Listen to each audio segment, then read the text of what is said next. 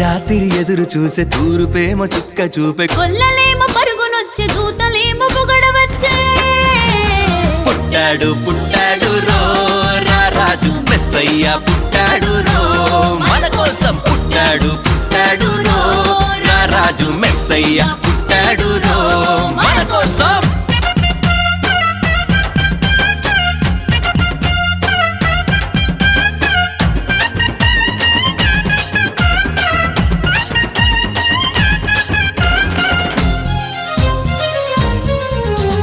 పశుల పాకలో పరమాత్ముడు చల్లని చూపులోడు సక్కనోడు